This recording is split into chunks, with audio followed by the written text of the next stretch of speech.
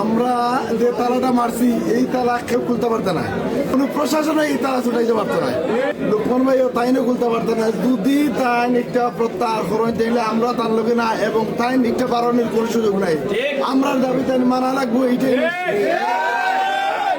তার মতে মতে একটা জুটোর ব্যাপারে তাই একটা আপোষ করার মতো না, আমরা আপোষ করতাম না। আমরা পরিশ্রম করছি, আমরা পরিশ্রম করিয়া এই সিলেট 3 গড়িয়া চলছে।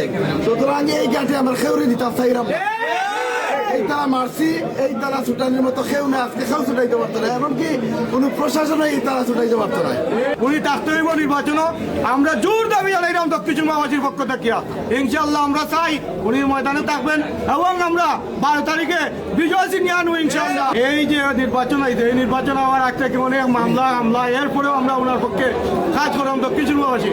এখন যদি উনার জুটে বিরত রেখে দক্ষিণ চুরমা থাকিয়াতে আমরা তার লগে সব সম্পর্ক চিহ্ন করে লাগবো। উনার যে কোনো উপায়ে, যে কোনো তার বিনিময়ে আমরা দক্ষিণ চুরমা উনি আমরা চাই। দক্ষিণ চুরমার প্রাণের দাবি, দক্ষিণ চুরমাবাসীর প্রিয় নেতা, চৌবর দাবি, জনগণের দাবি, প্রত্যেক ভোটারের দাবি উনি আসতে আমাদের দক্ষিণ চুরমায়।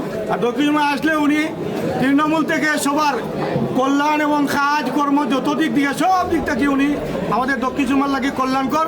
আমি মনে করি উনি যদি প্রত্যাহার করেন তাহলে ওনার সাথে আমরা সম্পর্ক চিহ্ন করবো। আমি একজন ব্যবসায়ী মানুষ হিসাবে, আমরা কোনো দল থাকি না, আমি ব্যবসায়ী মানুষ হিসাবে আমরা তার লগে সম্পর্ক চিহ্ন করবো যদি প্রত্যাহার করেন।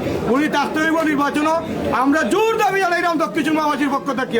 ইনশাল্লাহ আমরা চাই উনি ময়দানে থাকবেন এবং আমরা 12 তারিখে বিজয় ছিনিয়ে আনবো ইনশাল্লাহ। ছাড়াই এমপিওর মতো অবস্থান তৈরি করছেন, ইনশাল্লাহ জয়ী হইবা। কিন্তু দুটোর এই সিদ্ধান্তের কারণে আজকে আমরা এই আসনটারে আমরা খোয়াইলাম। রাজু ভাই যদি আজকে নির্বাচন লাগে হারইলে তার পক্ষে সম্ভব হইতো না গাঁয়ে গাঁয়ে যাওয়া, আমরা কর্মী হলকে মিট করা সম্ভব হইতো না। কারণ নির্বাচন হারালিয়া করতাম, তাই তান করে বইয়া নির্বাচন করবার নি, তাহলে তো আমরা চিনি না ব্যক্তিগত হবে।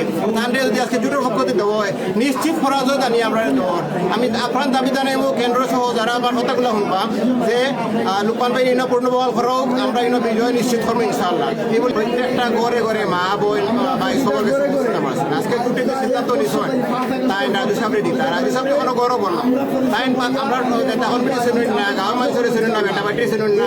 আর মাত্র আছে 20 দিন নির্বাচন, তার পক্ষে কিলা সম্ভব হইব দুটো নির্বাচন জয়ী হওয়া। তার মানে হলো জুটে যে সিদ্ধান্ত নিচ্ছেন, সিদ্ধান্তের কারণে জুট নিশ্চিত করা যায় বরণ করবা ইনো এবং কর্তৃপক্ষ যারা আছেন তারা জিতাইবার লাগে এই সিদ্ধান্ত নেওয়া হয়েছে। এই সিদ্ধান্তের মানে হইল কি যে বা যারা নিছেন জানিয়া শুনিয়া আমরা এই 3 নম্বর আসন তারা অন্য কর্তৃপক্ষরে দেওয়া হয়েছে।